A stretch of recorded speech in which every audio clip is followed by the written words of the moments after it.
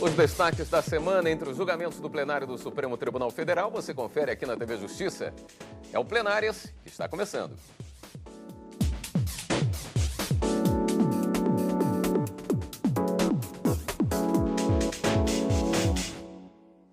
Hoje com os principais momentos das sessões dos dias 6 e 7 de junho de 2018.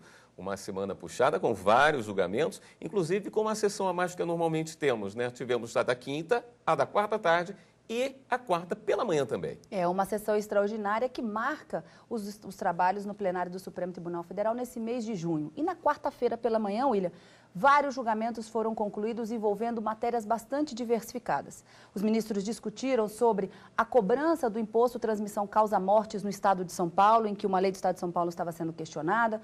Em 2 recursos extraordinários, discutiram também sobre as contribuições sociais e previdenciárias e alíquotas diferenciadas para instituições financeiras, como, por exemplo, para bancos. Na quarta-feira pela manhã ainda, 2 leis de um município de São Paulo, em que prevê a possibilidade de viúvas, de ex-prefeitos receberem mensalmente uma pensão vitalícia, também foi tema discutido na quarta pela manhã. E no período da tarde, os ministros se dedicaram à discussão sobre uma alteração feita na legislação eleitoral em 2015 sobre o voto impresso. E um outro tema bastante interessante e polêmico é sobre a recepção ou não da expressão condução coercitiva que existe na Lei de Processo Penal para obrigar aquelas pessoas que são investigadas a comparecer a um ato processual chamado interrogatório. Nesse caso, na quinta-feira, apenas o ministro Gilmar Mendes votou, confirmando o seu entendimento que essa obrigatoriedade prevista na lei, ela é incompatível com a Constituição. O julgamento ainda não foi concluído, deve retornar ao plenário do Supremo Tribunal Federal e a gente vai conferir isso aqui na TV Justiça.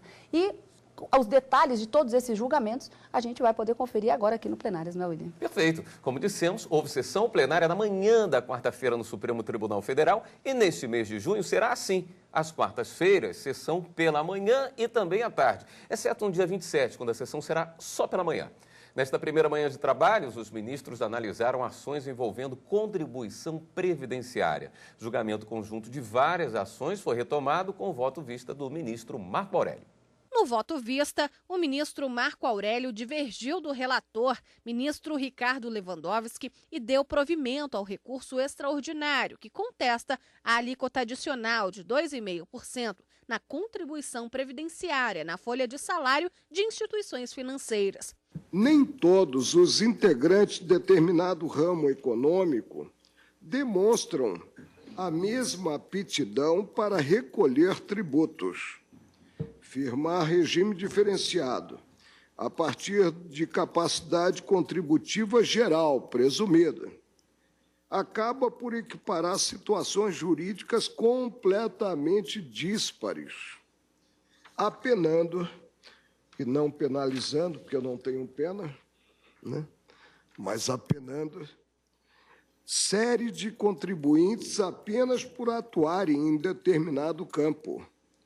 A pretensa manifestação de riqueza não é característica única e exclusiva das pessoas jurídicas em questão. Muito pelo contrário, antes de ser critério de distinção, a adoção da capacidade contributiva revela-se elemento de aproximação das instituições financeiras com as demais atividades que também se mostrem lucrativas. E surge a distinção, a meu ver, da solução assentada pelo plenário no citado recurso extraordinário, que já mencionei, 598-572, que esteve sob a douta relatoria do ministro Luiz Edson Fachin. O tratamento gravoso estendido às chamadas instituições financeiras decorreu do parâmetro constitucional inaugurado pelo artigo 195, parágrafo 9º da Constituição Federal. Constatou-se que, com a redução estrutural da força de trabalho, tais instituições acabariam diminuindo a participação considerada a contribuição patronal, prejudicando o sistema previdenciário, no que considerados outros ramos de atividade econômica. A autorização para promoção da discriminação de setores econômicos específicos apenas surgiu, vamos frisar bem isso, apenas surgiu com a alteração do texto constitucional. Antes não era possível. Tanto que foi promulgada a emenda número 20, de 98, para viabilizar esse tratamento diferenciado. O ministro Marco Aurélio, no entanto, foi voto vencido e a lei considerada constitucional. Para a maioria dos ministros, o adicional atende a outros dispositivos constitucionais sobre a capacidade das empresas de custear a seguridade de acordo com o lucro. A maior parte dos ministros do Supremo também negou provimento ao recurso extraordinário da Mercantil do Brasil. A ação questiona o aumento de 3% para 4% da COFINS para instituições financeiras. A mudança foi instituída por uma lei de 2003. Os advogados sustentaram que a medida afronta a Constituição Federal, que impede a União, os estados e os municípios de instituir tratamento desigual entre contribuintes que estão em situação semelhantes. O ministro Marco Aurélio concordou com o argumento. Só porque o contribuinte escolheu o exercício da atividade bancária, ele não poderá ser obrigado a pagar mais contribuições sociais. Nesse caso, haverá violação do princípio da igualdade em conexão material com o princípio do livre exercício de atividade econômica. Determinados contribuintes serão tratados de forma diferente, apesar de não existir entre eles uma diferença substancial justificadora da distinção. Tratar-se-ia de uma diferenciação personificada, na medida em que um grupo de contribuintes, uma minoria, seria restringido de forma mais gravosa do que outros contribuintes, sem que houvesse uma justificativa de igual importância.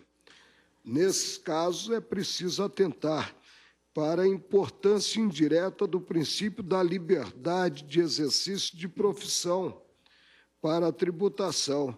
Quanto maior for a desvantagem criada pela tributação, tanto mais limitada deverá ser a atividade do legislador, no que se refere à justificação, fundamentação e controle. Mas, no entendimento da maioria, a capacidade contributiva pode sim ser usada para aumentar a alíquota de impostos. Sob a relatoria do ministro Alexandre de Moraes, os ministros também negaram provimento à ação direta de inconstitucionalidade, que questionava a lei paulista, que trata de impostos sobre transmissão causa-mortes e doação de quaisquer bens ou direitos. A ação foi movida pela Ordem dos Advogados do Brasil, que não admite a possibilidade de a Procuradoria-Geral do Estado intervir neste tipo de processo. Para o relator, a lei facilita o andamento do pedido do contribuinte.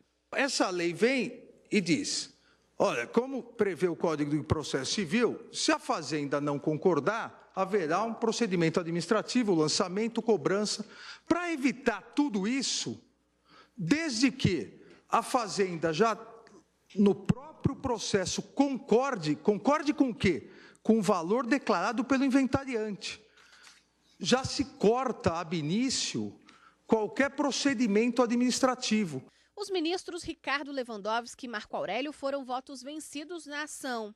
O ministro Marco Aurélio também foi parcialmente vencido ao dar provimento ao recurso extraordinário que discutiu a constitucionalidade das modificações da base de cálculo e da alíquota da contribuição ao PIS para instituições financeiras. Este destinado à composição do Fundo Social de Emergência entre janeiro de 1994 e dezembro de 1999. O relator, ministro Dias Toffoli, e os demais membros da corte entenderam que a intenção da Santos Corretora de Câmbio e Valores, autora da ação, era de incidir o imposto apenas sobre a receita da prestação de serviços e não sobre as intermediações financeiras, que são as atividades mais rentáveis da empresa.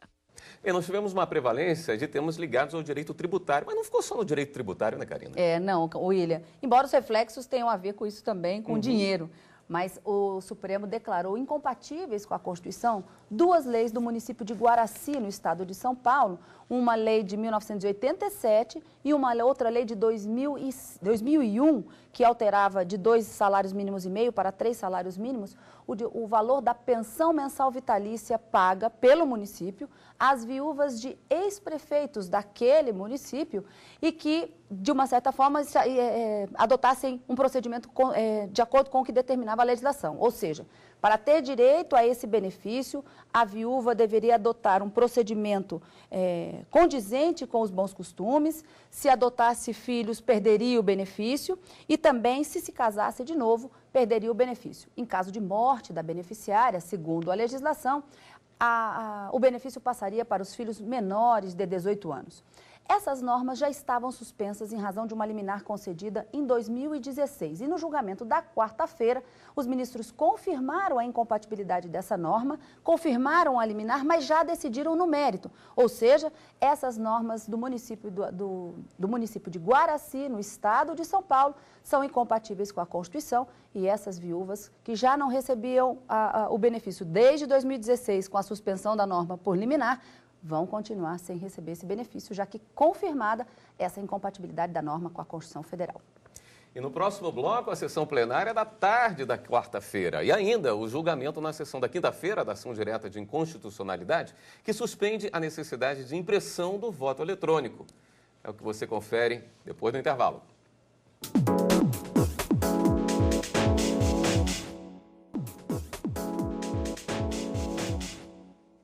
O Plenárias está de volta. No primeiro bloco, vimos a sessão plenária realizada na manhã da quarta-feira. Na tarde do mesmo dia, os ministros retomaram os trabalhos e decidiram, por maioria, suspender o voto impresso para as eleições de 2018. Na sessão dessa quarta-feira, o plenário entendeu que a impressão do voto, prevista na mini-reforma eleitoral de 2015, não deve valer para as eleições de outubro. Ao conceder a liminar por maioria 8-2, os ministros consideraram que a medida oferece riscos e compromete o sigilo do voto. A Justiça Eleitoral funciona, está presente, está na hora, as filas se abrem na mesma hora, se fecham, a rapidez do processo, o que diz com a eficiência do sistema. A potencialidade de risco é enorme, porque ao fato de ter um voto impresso permite, que nesse modo como foi construído, permite que aquele que queira determinar o voto de cabresto ameace dizendo, olha, o voto impresso eu vou ter, é como descobrir. Diante dos argumentos trazidos por ambas as percepções, entendo pela presença da plausibilidade do direito invocado e do perigo da demora em relação ao resultado útil da demanda. Há um problema do alto custo da implementação. Segundo as informações, um custo de aproximadamente 2 bilhões de reais num país que vive a crise fiscal que o Brasil está vivendo e que a impressão aumenta o risco da quebra de sigilo. O voto eletrônico no Brasil faz parte de uma decisão estratégica do Estado brasileiro muito mais complexa do que possa parecer uma primeira e desavisada leitura.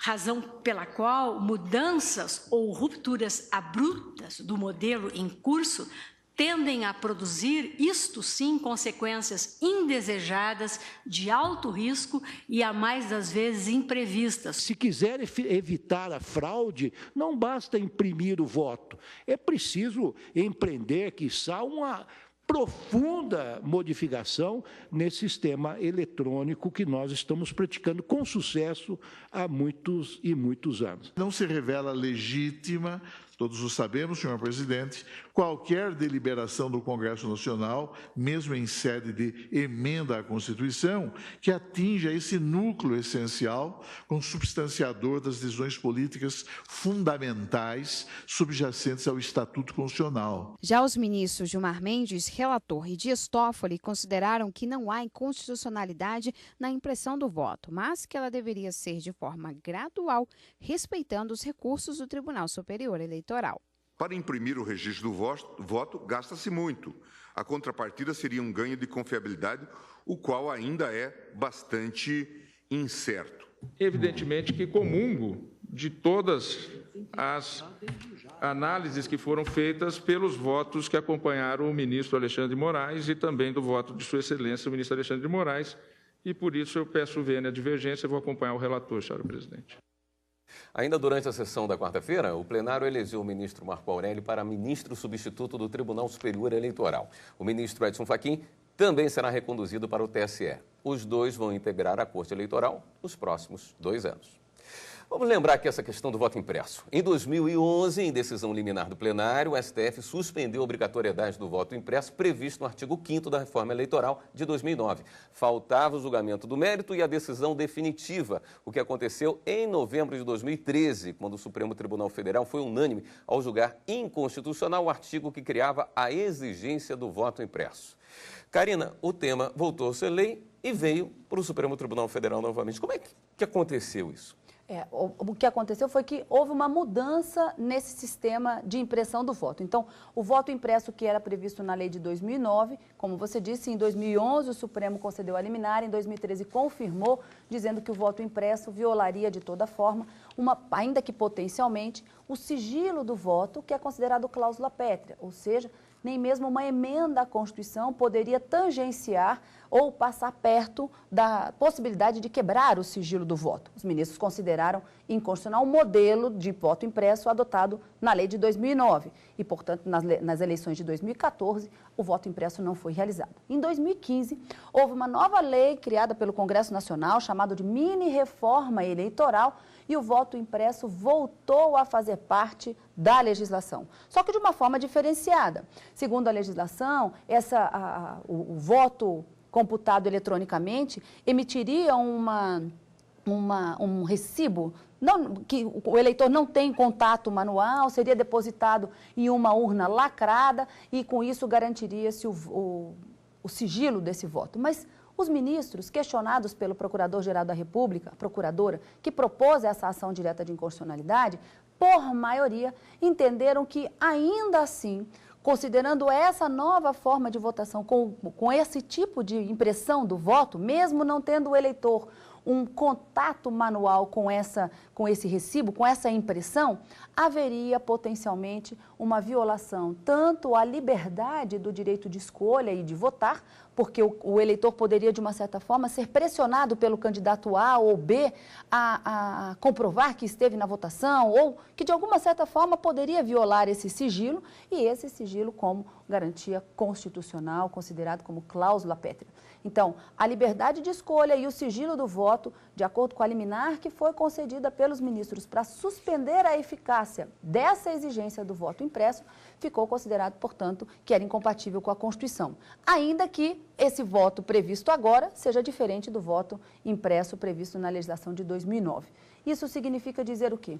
Com a decisão proferida pelo Supremo na quarta-feira à tarde, a decisão foi tomada com eficácia ex-tunc, com efeito retroativo desde a data do início da vigência da mini-reforma eleitoral, e faz com que o Tribunal Superior Eleitoral, que já havia determinado o início da licitação para a contratação de impressoras para serem acopladas às urnas eletrônicas para as eleições de 2018, seja paralisado esse processo de licitação em razão dessa liminar concedida. Portanto, eleições de 2018, aqui no Brasil, ainda não teremos o voto impresso em razão dessa decisão proferida pelo Supremo na quarta-feira. Vamos para quinta, então. Na sessão plenária do Supremo Tribunal Federal da tarde de quinta-feira, os ministros começaram a decidir se a condução coercitiva pode ser usada para interrogar investigados. No começo do julgamento, os advogados dos autores das ações defenderam a ilegalidade da condução coercitiva. Eles argumentaram que a medida impede o direito de defesa, além de constranger as pessoas que são conduzidas. Para a Procuradoria-Geral da República, não há inconstitucionalidade nesse instrumento, mas ponderou que é necessário avaliar o modo como ele tem sido utilizado. É possível guardar compatibilidade entre a possibilidade do poder geral de cautela do magistrado com a condução coercitiva. cessemos o espetáculo, asseguremos a presença do advogado, realizemos, como está no estrito limite da lei, as possibilidades de uma condução coercitiva. Respeite-se e assegure-se a presunção de inocência. Respeite-se e assegure-se o direito de não provar contra si. Respeite-se e assegure-se o direito ao silêncio. O que viola a Constituição, como mencionado da tribuna, são os moldes em que muitas vezes são realizadas. Portanto, modifiquemos os modos e os procedimentos da sua realização.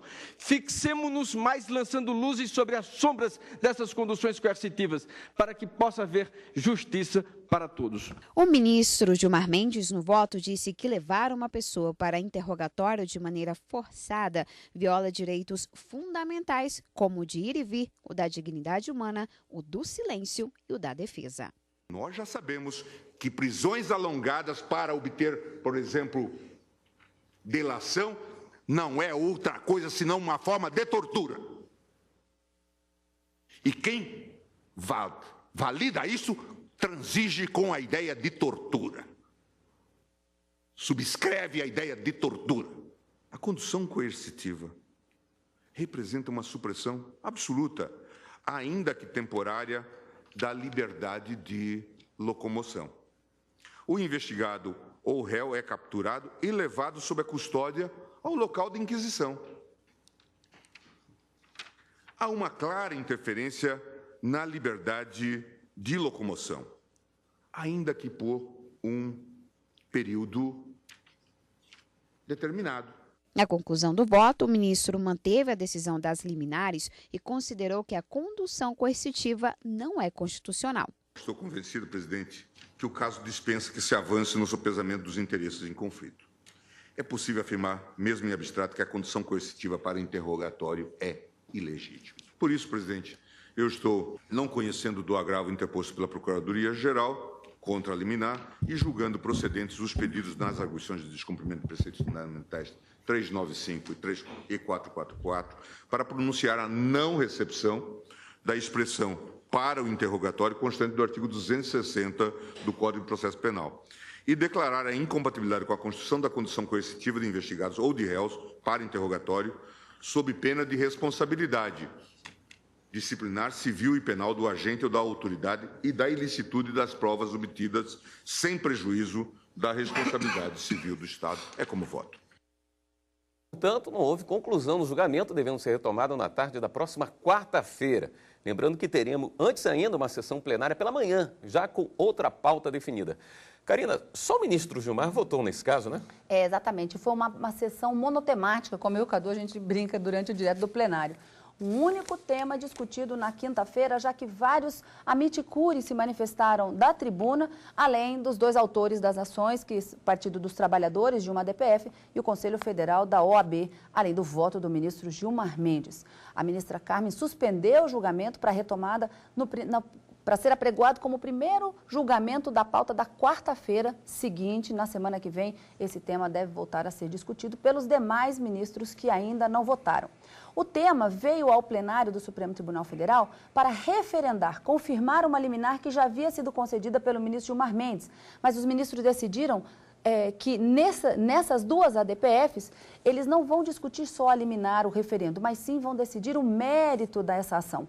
Saber se essa expressão condução coercitiva, que consta do artigo 260 do Código de Processo Penal, que é uma lei anterior à Constituição Federal de 88, daí a propositura dessa ação, a ADPF, é compatível ou não com os princípios constitucionais do direito de ir e vir e da liberdade e da não incriminação e tantos outros princípios que foram invocados da tribuna do Supremo Tribunal Federal. O ministro Gilmar Mendes votou, confirmando a liminar, entendendo que essa expressão deve ser retirada do ordenamento jurídico, deve ter a sua eficácia suspensa, porque o ato do interrogatório não é obrigatório, podendo o próprio investigado decidir se quer comparecer ou não. E a condução coercitiva obrigatória feita pela lei, imposta pelo Estado, violaria de toda forma esse direito de ir e vir. Na próxima semana, então, encontro marcado com esse tema no plenário, na quarta-feira, nos julgamentos que devem acontecer no período da tarde, conforme prometido pela ministra Carmen Lúcia. Então o programa chegou ao seu final. Encontro marcado na próxima semana, como você disse. Na próxima semana, quarta e quinta-feira, no direto do plenário e no final de semana com plenárias. Muito bem, muito obrigado pela sua companhia e continue com a gente aqui na TV Justiça.